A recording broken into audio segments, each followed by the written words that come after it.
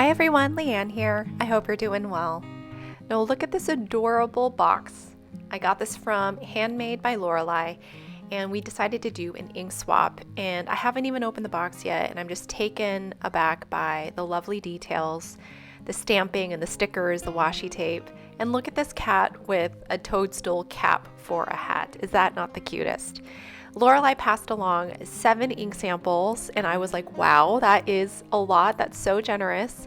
She gave me this delightful tea that I am still sipping on today, and a lovely handmade envelope with a letter, stickers, and just a delightful assortment of goodies. Thank you so much, Lorelei. So as I'm getting the page ready, I wanted to add some really fun, happy clouds.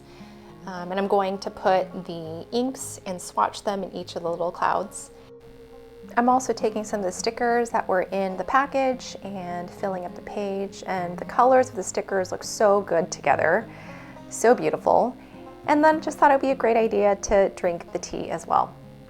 So the first thing that I'm starting with is Tono and Limbs Rose Quartz. Now I'd never heard of Tono and Limbs, and just doing a quick Google search, I found out they are a Japanese ink brand, and they collaborated with a Korean ink manufacturer or developer in South Korea. So it's a Japanese and South Korean collaboration.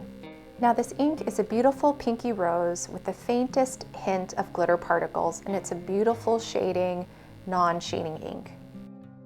Now Dominant Industries Early Spring is a very light ink. It's probably the lightest that I've swatched so far. It's gorgeous though. It's got like the faintest lavender gray hue, and it reminds me a lot of some of the Sailor Ink Studio inks that I tried in the lavender grays video that I had done a few weeks ago, or a few months ago now. But it's beautiful. It's got this like gorgeous pearly shimmery look to it. Troublemaker Petrichor is a gorgeous color in that it's kind of turquoisey when wet, and then it dries to a bluish purple gray with really beautiful shading. There's no shimmer and no sheening in this ink. And this is my second time trying Troublemaker inks, and they're so much fun. They're gorgeous. I tried Troublemaker Abalone just recently, a few weeks ago, during Simone's ink swap, and that was a beautiful ink as well. And I've got another Troublemaker ink, and this one is Troublemaker Sea Glass. And it starts out as a brighter green when it's wet, and then it dries down to like this romantic sage green with shades of pink in the more saturated parts. So there's no sheening, there's no shimmer in this ink. It's just a beautiful chroma shading ink.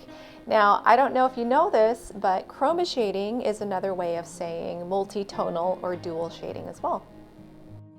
Now, Platinum Brun Sepia is an ink that I've never heard of. You know, I'll watch YouTube videos, I'll see swatches on blogs and on retailer websites, and I just haven't seen this ink. Now, my immediate impression was that it is a well-behaving, well-lubricated ink. It just flowed beautifully from the dip pen, and the shading is gorgeous. Platinum Citrus Black has got to be one of the most exciting inks that I have swatched. You could see that it starts out as like this electric yellow, and then as it dries, it goes from like a greeny yellow, mustardy yellow to chartreuse, then to this dramatic blackish olive. Love this ink so far. We have another Tono and Limbs ink, and this one is called Harvest Persimmon. Immediately, this ink reminded me of Pilot Iroshizuku's Fuyugaki, which coincidentally is also a persimmon name. It means winter persimmon. But then I noticed as the ink started to dry that the Tono and Limbs ink started to turn more muted and a little bit more dramatic in its shading. And when it was dry, it reminded me a lot of Diamine Autumn Oak. There's just lovely shading to this ink. There's no shimmer and there is no sheening.